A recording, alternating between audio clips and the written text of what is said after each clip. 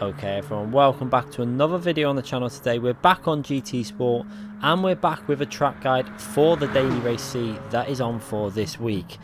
So it's driving the Group 3 cars, the GT3 cars, around the new Tokyo layout. It is the longer version of the track and it's a very enjoyable combination in Group 3. It really does suit the car, the layout. I like the track.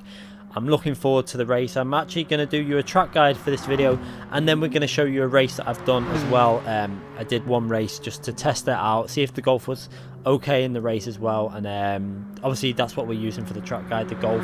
It might not be the overall fastest car yet, I just think it's a good solid car for the race, so I used it in time trial.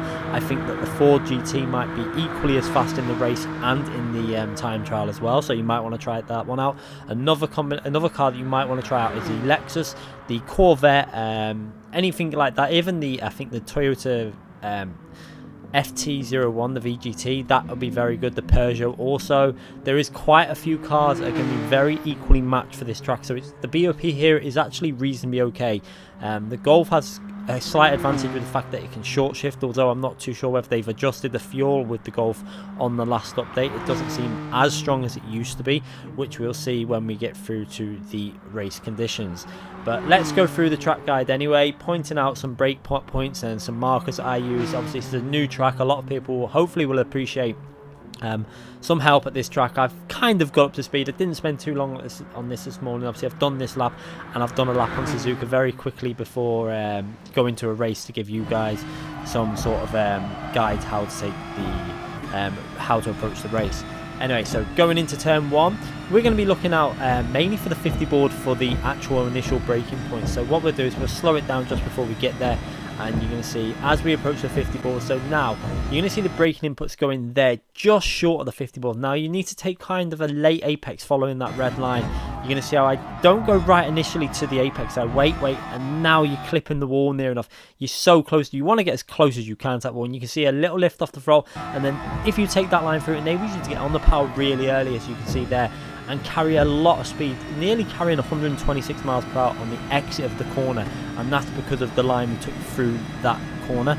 Now going into the next braking phase, I like to brake very late. Obviously we're using the racing soft tyres for this track guide as well, because that's the tyres for Daily Race C, and you're going to see there braking just after the 150 board, kind of in between the 150 to 100 but nearer to the 150, and brake and then get the car, brake in a straight line but slowly going over to the left hand side. You see we're following that line all the way to the left hand side, and then this corner is very tricky for getting the right line through. You don't want to run too far wide. If you brake too late into that corner, you're going to run really aggressively wide on this corner and lose a lot of time. You see how I kind of keep it in the middle of the track, which actually gains me a lot of time. And now these corners, you need to cut them as much as possible without picking up a penalty. You see pretty much in the middle of the curb, and again the same theory for this corner. You want to get pretty much in the middle of the curb, but you need to be very careful of your left hand tyre on the left white line. You will see through this corner there, just about getting it done perfect. Early upshift into 4th gear, that's mainly just to dole the power to stop the wheel spin. You see I have to give it a little lift there as well. I probably could have got away with maximum throttle all the way through that corner, but I decided to give it a little safety lift just to make sure we get through and get a solid lap done. Next braking point, we're going to brake just after the 50 board you see there, and it's a very small tiny bit of braking input that's going to go in. You can see there, as soon as we're on full brake, we're basically going into trail braking and then accelerating out the corner for maximum exit speed. You see gaining reasonable exit speed there, about 116 on the exit of the corner, not too bad. And now this is just completely flat out. Just one thing you want to do for is try and take the line with at least scrubbing off speed as possible. So you want to be putting as little steering angle in as possible through this section. So again, through this right hander, being very smooth on your steering inputs, and then just trying to take the shortest line all the way on the straight. Now the next braking point is just pretty much just past that 150 board, basically on the 150 board. It's a very good reference to use. Trail braking all the way into the corner, and what I actually did wrong here, I turned in too early. I should have braked and gone down to 2nd gear and gone a little bit wider and squared the car off where that red line is. I wanted to be more squared off like the red line. You can see how I'm actually facing towards the pits at that point, which kind of lost me quite a big amount of time. I was actually well ahead of the Ghost before that corner. You can see how much the Ghost caught me up in the mirror. I actually put it on because I knew the error I had made, and it caught up about 2 tenths. So I lost about 2 tenths on that one corner, which is a shame. But going into the next corner, downshifting into 5th gear, and you can see just a little bit of braking inputs there going in just past the 50 board, and you're not going to put much braking. It's just a little dab of the brakes because you're really going to carry a lot of speed. A little shift into 6th gear here just so that I can then downshift to 5th just to get more rotation on the car. Sometimes that helps, I find, if you do a little upshift so you can downshift again, and it just kind of kicks the car into the corner a little bit. It's a little thing I always tend to do. And then for the final corner, you're going to see there braking just after the 50 board above our head there. That's kind of your reference, but you're going to brake just past it. There's the first initial inputs of the braking going in. And again, you need to take a very wide line through this corner. It's kind of a late apex to avoid hitting the wall on the exit. So you see a little lift off the power, and again, if you look at the power then, another little safety lift again on the exit, which I could have probably got away with, but again, I just wanted to get a base lap done for a track guide and go over the line on a 153.9. There is definitely another probably 3 to 4 attempts to come off that, but like I did at Monza, I do a base lap, do it as a track guide, and then later on in the week I'll probably try and push it a little bit more. But for now, the lap feels okay. I can definitely go faster, and it will do for this guy. So what we're going to do is we're going to let the lap play out now, looking at it from the chase camera. So I know a lot of people like to play the game from the chase camera with the pad. It makes sense. That's how I tend to play racing games. If I'm on a control pad, I do like playing them from this view. So it's here for anyone that uses the pad. You can see how we really do extend the full width of the track into the braking zones. You can see that then on that corner. And again, you'll see how we don't cut the corner. We're so close to it. You've got to judge it pretty much perfectly with that, the rear tyres and the outside tyres going over the white lines. Anything too much and you will get a penalty, so you need to be very cautious through that section of track. That's the section of track that's going to cause most trouble in the race in terms of picking up the penalties. And then this section is just pure acceleration and just trying to keep a nice smooth line through these corners. It's all about not putting too much steering angle in, being quite smooth. You can lose more time than you think if you're aggressive. You can lose a good tenth or two just by being overly aggressive on steering inputs through that section. And then you're going to see, this is where you'll really see from this angle how I messed this corner up a bit and lost quite a bit of time. So you can see how I'm not squared off there. I'm facing the pits, and that's not what you want. And you can see I have to use all the full width of the track. And lost it. I got reasonably good exit speed from the corner. However, we lost a good tenth to 2 tenths just in the apex of the corner. And then through these corners, you can really see the change of direction that's needed. You'll see that little downshift there is to chuck the car in from 6th gear to 5th gear. It really does help get the car really into the apex, and again down to 4th gear, and you'll see that little lift off I give there. I probably could have got away with that, with just staying flat down and gained maybe half a tenth, but like I say, this was just as a base lap done, get myself a lap in the time on the leaderboard, and then move on to another track, and then hopefully might improve the time tonight, or it could be improved in a few days when I push the time trial a little bit more. So this was the race. Joined the race. There was a few A+ drivers in there, a few A, a few B, and some C. Obviously early in the day, so it was quite a wide variety of drivers in this lobby. So one thing you don't want to do is make a mistake, because you're going to lose a lot of driver rating if you do make mistakes in these lobbies. But the tactics I wanted to use for this race, obviously driving the Golf for this race, was to try and do a lot of try and do some short shifting. You're going to see straight away from the start, I'm not going to rev it fully. We're going to short shift at around 2/3 to 3/4 revs. That's actually quite a good point to change gear with the Golf. It actually doesn't lose any speed really, and you actually save a bit of fuel. So I would recommend 100% don't rev this car fully, because all you really tend to do if you rev this car to the limit is just burn the fuel away. It's a little bit like the Corvette in that regards. So straight away you can see I've got a Golf behind. We've got the Toyota FT01, which is a very strong car at this track. It had a power increase on the BOP a while ago, and it definitely seems to be a very strong car at tracks like this with straights and fast corners, because it's one of the fastest cars for fast corners because of its gearing. It's got very long gear ratio, so it can carry a lot of speed through the corners and through the exit of the corners. But the first thing I wanted to do was try and break that slipstream. You can see I got close, but we were pulling away, but then as soon as the cars behind pick up that slipstream again, they start just getting a massive draft down these straights. Really is a strong slipstreaming track, so be very cautious for this race. I think it's going to be a case of being cautious in the braking zones when you're behind people. It's one thing you're going to have to be aware of. Normally you would brake just around the 150 to before the 150, but if you've got a strong slipstream, I would advise shortening them braking distance a little bit. As you see, the Golf actually gets overtaken by the Toyota behind me, and again you can see the initial acceleration we pull away, but as soon as we get through to these fast corners, the Toyota is going to be much stronger than the Golf through these type of corners. So he's going to gain a bit, and then because he's in the slipstream, he's not going to lose massively on the straight. So this was actually quite a tactical race, because I wanted to break that slipstream, but it was so hard to do with a car that's so fast through the corners, because you couldn't really lose it through the corners, and then all he has to do is stay within 6/10 of you on the straight, and he's going to slowly come back in. It won't be as fast as some cars, because the Toyota isn't as fast as the Golf. However, it's not a really slow car, so he was able to stay pretty much in the slipstream. So what I decided to do, I could see that it wasn't going to work, so you can see the short shifting coming in even more now. So what I'm going into is fuel saving mode, because I know that what he will be doing is just sitting behind me in the slipstream and trying to save fuel, because that is kind of what you would it's the best way to do it. And I didn't really want to back off so much and let him get past and then play that game, because I don't think that the Toyota would have been fast enough with the fuel consumption, trying to save fuel, to stay ahead of the pack that's behind that. So for me, it was better to just keep the short shifting, try and keep the pace fairly strong. If I'm giving him the toe and allowing him to save fuel, then let him do that, because I felt like even if he jumped me in the pits with a bit of extra fuel saving, if I was behind his car with a slipstream, I felt that I would have a little bit more pace than him because of the straight line speed. We'd be able to get past a lot easier than it would be for him to overtake me, because the Golf is very strong even without a slipstream down the straight. So you can see even at this point he's not able to get into an overtaking position. I'm able to just go defensive, cover that off, and then he's not really making too much of an effort though, which made me think that what he was doing was more worried about fuel saving, the short shifting. As you can see from the exit of the corner, that corner was very strong for the Golf. You could really get on the power nicely out there, and I actually gained quite a bit of time on that corner pretty much every lap. But like I was saying, yeah, it seems to be a slipstreaming track that people are going to tend to want to be P2 and just sit behind you. So you have to be very cautious in this race.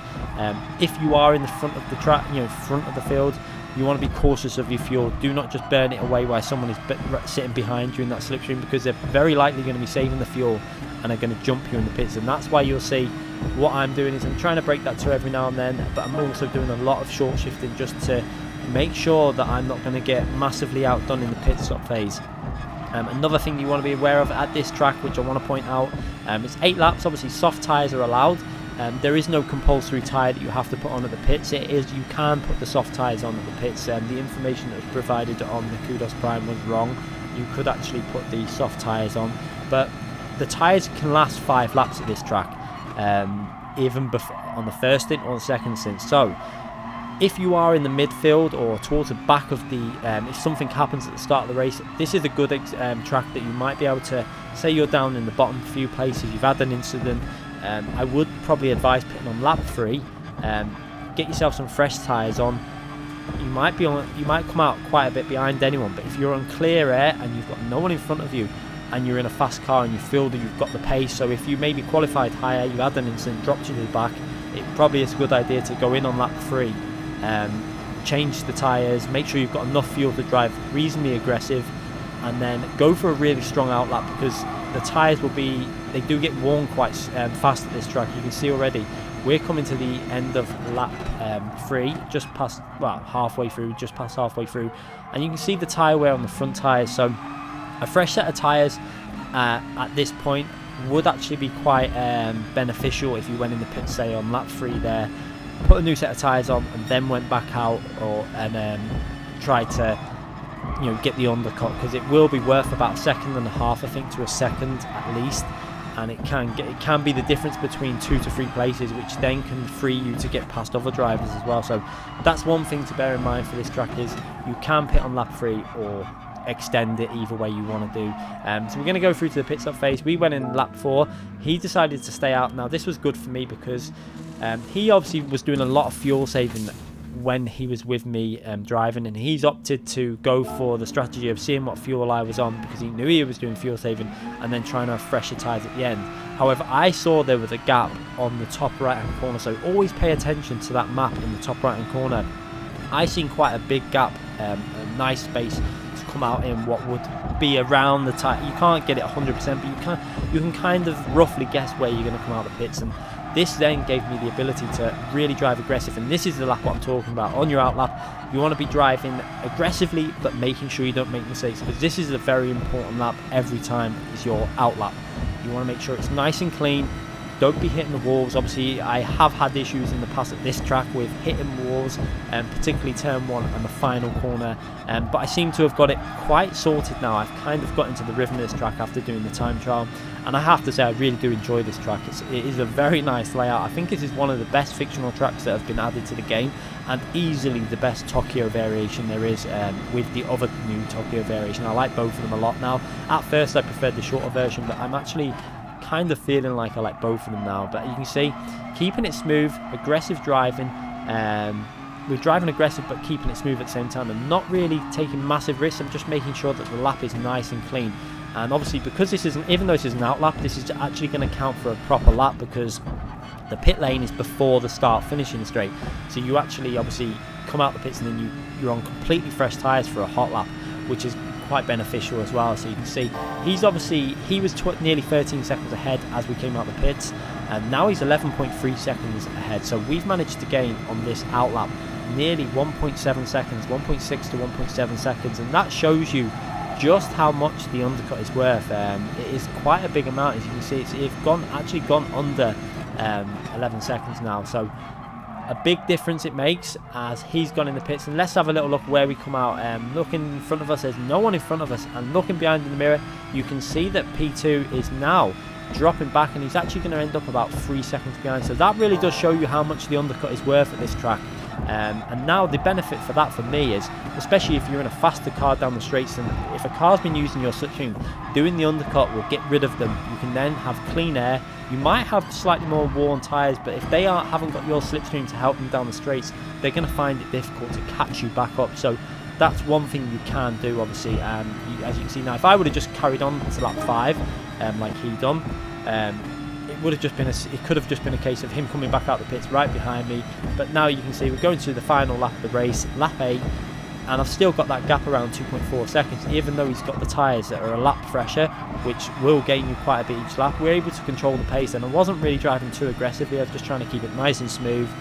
We've still got that 1.7 second penalty to get rid of, but as long as I keep the gap over 2 seconds, I knew that I'd be able to get rid of that penalty easily before the finishing line, and then take the win. So you're going to see now, keeping it nice and smooth, making sure we don't make any errors in the final lap, and it's really paid off doing that undercut. And that's why I just wanted to let people know about this track, and the ability to do the undercut is very strong here, because it's a very fast flowing track with really fast corners. So when them tyres start wearing out, you will lose time, especially on corners like this right hand corner where it's 100 miles per hour through the corner, and you won't be able to carry that kind of speed when you're on the obviously worn tyres. You lose a lot of time with the more worn the tyres are. So always bear that in mind. If you see a potential for an undercut, go for it at this track. It will work out. I don't think the overcut is particularly strong here because of the tyre wear when you're on soft tyres. It's time 7 and we're on soft tyres, so I think that I wouldn't advise the overcut. The only time to do that is if there was a massive amount of traffic behind you. I really can't see the benefits of doing the overcut. I think either pitting lap 3 or 4 is the optimal time. That's my advice for this track. And obviously keep that short shifting going. The best cars for the short shifting are going to be the Golf, the Lexus, the Corvette, probably the Ford GT as well. I don't know what the Ford GT is going to be like on the soft tyres. Not too sure. I don't mind the car. I actually quite like driving the Ford GT. I think it will still be quite strong at this track because it only needs to do 4 laps on the soft tyres. So it should still be a reasonably strong car, so it might be worth trying that out in the race. But as you can see there, we managed to get rid of the penalty and go over the finishing line quite comfortably, over a second in the lead. I think the first stint helped P2 out a lot when he was able to sit in the slipstream, save fuel, and gain that massive draft down the straights at this track, because the draft is very strong here. Without that, I think we would have had an even more comfortable win. But I would recommend any of the cars like the Golf, the Lexus, the Corvette, the Ford. They're fast down the straights even when short shifting, purely because if you're in the lead, they're good because you can save fuel while keeping speed. and if you're not in the lead, they're going to give you the overtaking opportunities. You saw that the FT1 that was behind me, the FT1 VGT, it just couldn't really get past on the straights purely because it isn't a bad car down straights. It just didn't have enough legs to get past the Golf. So maybe if he was in a little bit of a faster car, it might have been possible to do, but we had it covered anyway. And I hope you enjoyed that track guide and then a quick run through of the race. I wanted to add a run through the race, and you could see we were running -3 brake bias. This is mainly because it definitely seemed to stabilize the car in some of the heavier braking zones. It just kept the car a little bit smoother through there. Maybe you could go to -2. I would recommend between -3 and -1. I wouldn't go rearwards because it's going to kick the rear out a little bit too much with Golf, in my opinion. Anyway, hope you enjoyed that video. Make sure you give it a thumbs up if you've enjoyed it. Make sure you subscribe to the channel if you haven't already subscribed, and click that notification button so you don't miss any future videos. We're going to be streaming later tonight on the EU server, so make sure you check that out too. Thanks again for watching, everyone.